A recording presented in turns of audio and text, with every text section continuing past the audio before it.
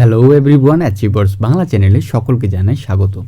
আজকের টপিকে তোমাদের লাইব্রেরিয়ান ইনফরমেশন সায়েন্সের প্রিভিয়াস ইয়ার থেকে এসেছে এমন কিছু অত্যন্ত গুরুত্বপূর্ণ প্রশ্ন উত্তর এবং তাদের পুরো ডিটেলসে আলোচনা করব সেই সকল প্রশ্ন উত্তরগুলোর সাপেক্ষে, এবং ওই প্রশ্নগুলোর রিলেটেড আরও যে সকল প্রশ্ন হতে পারে যেগুলো পরীক্ষায় আসার সম্ভাবনা রয়েছে সেই সকল রিলেটেড কোয়েশ্চেন নিয়েও আলোচনা করব।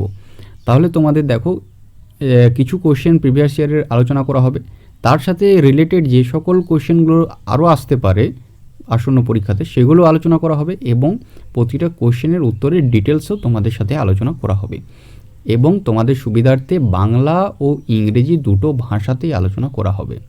এই প্রশ্ন উত্তরগুলি লাইব্রেরির যে কোনো পরীক্ষার জন্যই খুবই গুরুত্বপূর্ণ। তোমরা যদি নেট, পিএসসি, এসএসসি যে কোনো পরীক্ষার জন্যই যদি প্রিপারেশন নিচ্ছ, কেভিএস, এনবিএস, তো এই প্রশ্ন উত্তরগুলি তোমাদের খুবই সাহায্য করবে। তো চলো শুরু করা যাক। Question number 1, feed was dissolved in the year. Feed যেটা রয়েছে সেটা কত সালে এর অস্তিত্ব বিনষ্ট হয়েছিল, যদি বাংলায় করা যায়।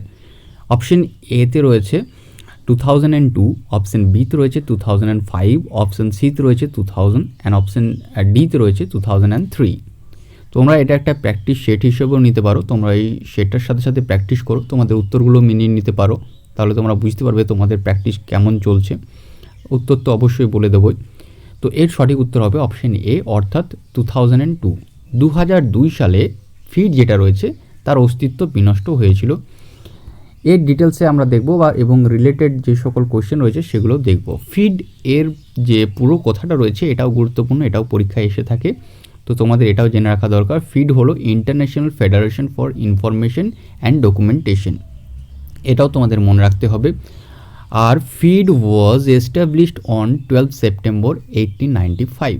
ফিড কত সালে প্রতিষ্ঠিত হয়েছিল? ডিজলভ ইয়ারটা তো 2002 হলো, এবং প্রতিষ্ঠিত কত সালে হয়েছিল এটাও তোমাদের মনে রাখতে হবে। তো প্রতিষ্ঠিত হয়েছিল 1895 সালের 12 সেপ্টেম্বর।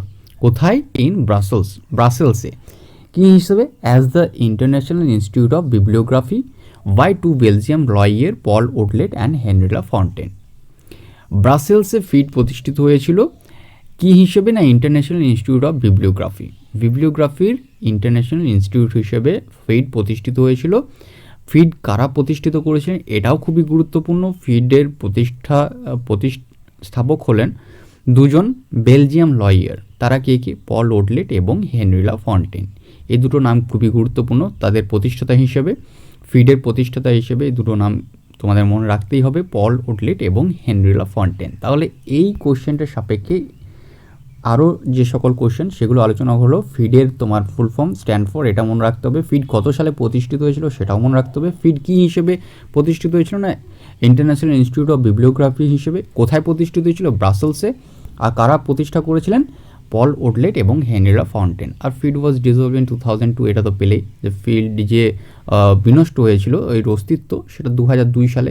ফিডের অবস্থা এমনই খারাপ হয়ে যায় যে তার কর্মচারী বা আদার্স যে দায়িত্বভারগুলো রয়েছে সেগুলো আর বহন করতে পারে না, সে কারণেই তার যে কার্যক্ষমতা রয়েছে সেটা নষ্ট হয়ে যায় 2002 সালে। আর এখানে আরেকটা প্রশ্ন তোমাদের মনে রাখতে হবে, the headquarters was change to the Hague after 1934। 1934 সালের পরে ফিডের যে হেডকোয়ার্টার রয়েছে সেটা স্থানান্তরিত হয়েছিল দ্য হেগ শহরে। কত সালে? 1934 সালে। তাহলে যদি ফিডের হেডকোয়ার্টার সম্পর্কে প্রশ্ন আসে তখন তাহলে অ্যান্সার হবে দ্য হেগ। এবার যাব next question number 2, the head office of good offices committee is. Good offices কমিটির যে হেড অফিস রয়েছে সেটা কোথায় রয়েছে? Option A Kolkata, option B New Delhi, option C Bangalore and option D Chennai. সঠিক উত্তর হবে অপশন ভি, অর্থাৎ নিউ দিল্লি। নতুন দিল্লিতে রয়েছে গুড অফিসেস অফ কমিটির head office.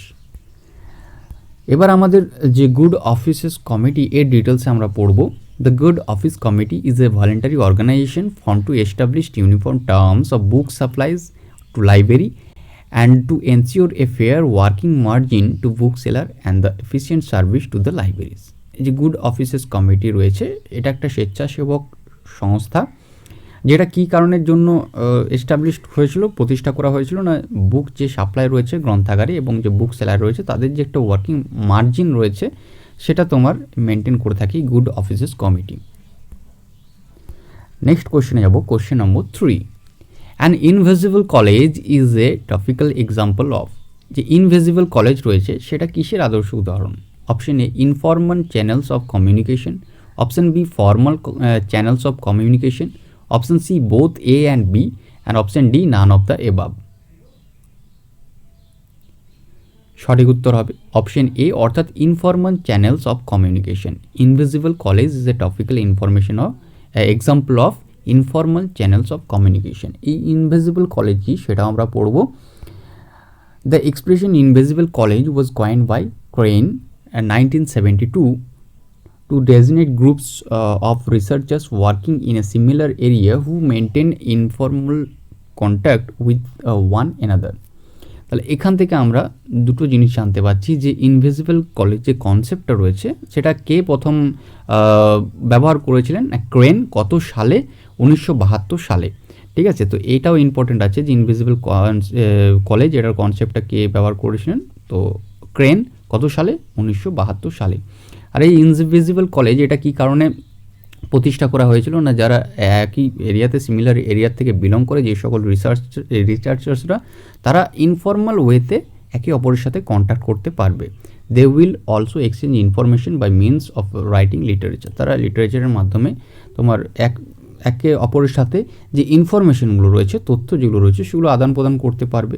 Since it is possible to identify research network in a given research area, invisible college will simply appear as part of this research network.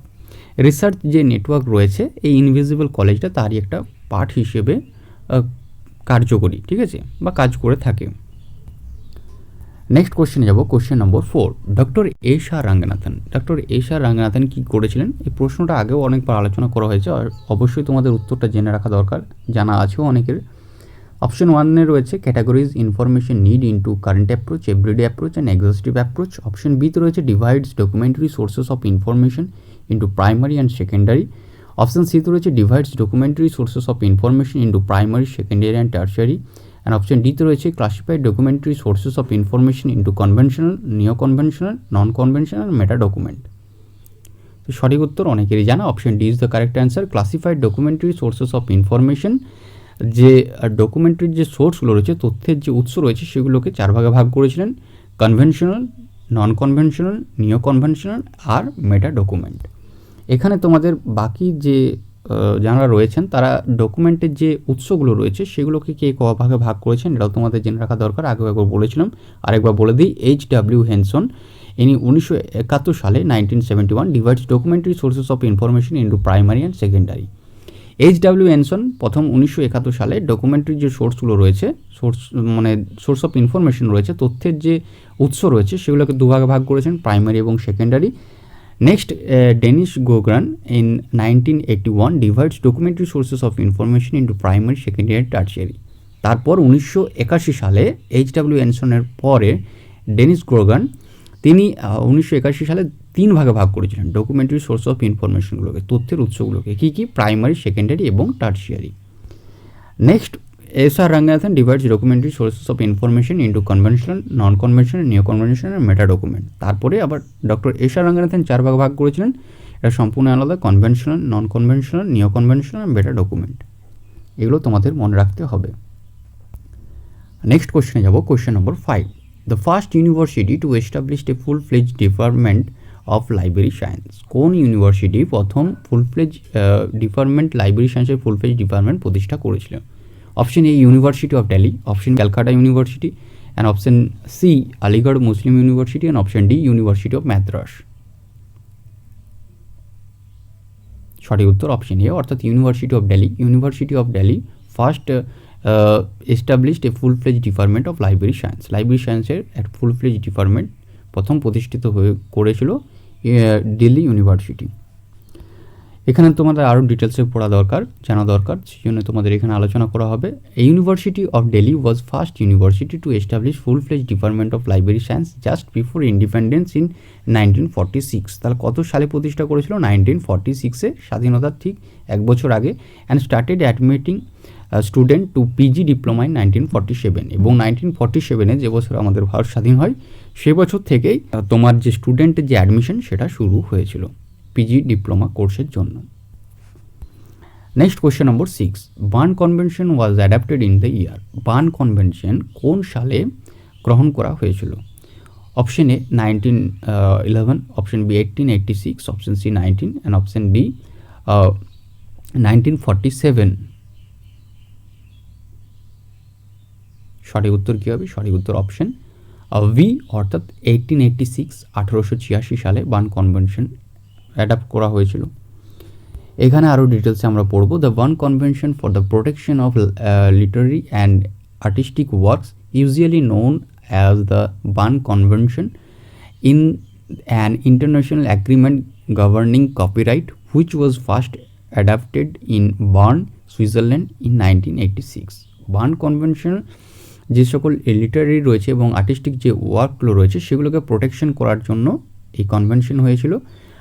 আর এটা মূলত কপিরাইটের ওপর কনভেনশনটা। এটাও প্রশ্ন এসে থাকে যে burn convention is related with কিসের সাথে রিলেটেড, তখন হবে অ্যান্সার হবে কপিরাইট। এর আগেও প্রশ্নটা আলোচনা করা হয়েছে। আর কত সালে হয়েছিল? 1886। কোথায় হয়েছিল? বার্নে, সুইজারল্যান্ডের বার্নে হয়েছিল। Next question number 7, which one of the following is not a virtual library? কোনটা ভার্চুয়াল লাইব্রেরি নয়?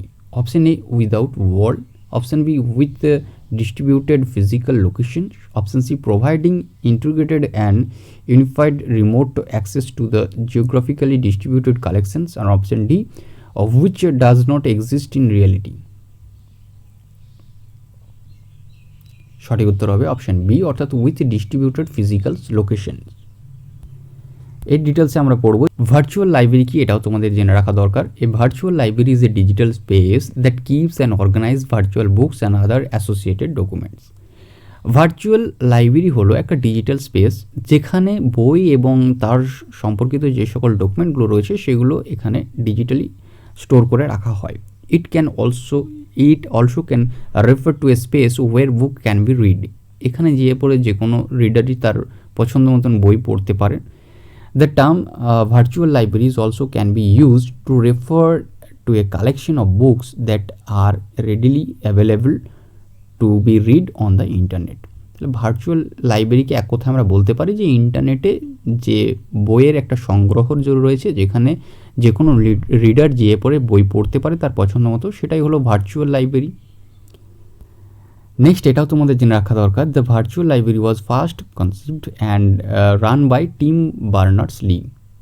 ভার্চুয়াল যে লাইব্রেরি রয়েছে সেটার কনসেপ্টটা প্রথমে নিয়ে এসেছিলেন এবং চালু করেছিলেন টিম বার্নার্স-লি। এটাও খুবই গুরুত্বপূর্ণ প্রশ্ন, এটাও প্রশ্ন এসে থাকে। নেক্সট কোয়েশ্চেনে যাব, question number 8, semantic differential scale is concern with. Semantic differential scale কিসের সাথে সম্পর্কিত? Option A pole of item, option B selection from two opposite positions, and option সিতে রয়েছে 5 পয়েন্ট স্কেল, অপশন ডিতে রয়েছে selection from a check list. সঠিক উত্তর হবে option B selection from two opposite options. এরও আমরা ডিটেলসে পড়ব। Semantic differential scale is a survey or a questionnaire rating scale that asks people to rate a product, company, brand or any entity within the frames of multi-point rating option. Semantic differential scale কি? Semantic differential scale হলো একটা rating scale যার মাধ্যমে যে কোনো company বা product বা কোনো বই হতে পারে, ঠিক আছে, সেই সকল রিলেটেড যে কোনো কিছুরই রেটিং দিতে পারে একটা ইউজার। তো সেটাই হলো সিমেন্টিক ডিফারেন্সিয়াল স্কেল। এখানে বিভিন্ন তোমার পয়েন্ট থাকবে, অপশন থাকবে, সেই হিসেবে তারা রেটিং দিতে পারবে। This survey answering options are grammatically and opposite adjective at each end. প্রতিটার শেষে এটা দুটো করে অপোজিট ওয়ার্ড দেওয়া থাকে, ঠিক আছে। ধরো যেমন গুড, ব্যাড, স্ট্রং, উইক, তো ইউজারের যেটা মনে হবে সেটা সে রেটিং দিতে পারবে। গুড হলে গুড, তো ব্যাড হলে ব্যাড, বা যদি স্ট্রং বা উইক দেওয়া থাকে তখন স্ট্রং, তার স্ট্রং মনে হলে সেটাতে স্ট্রং রেটিং দেবে। আর এখানে আরেকটাও কোশ্চেন মনে রাখতে হবে, পায়োনিয়ার্ড বাই চার্লস অসগুড ইন 1952। কে এই সিমেন্টিক তোমার যে স্কেলটা রয়েছে, ডিফারেন্সিয়াল স্কেল রয়েছে, সেটা কে তৈরি করেছিলেন?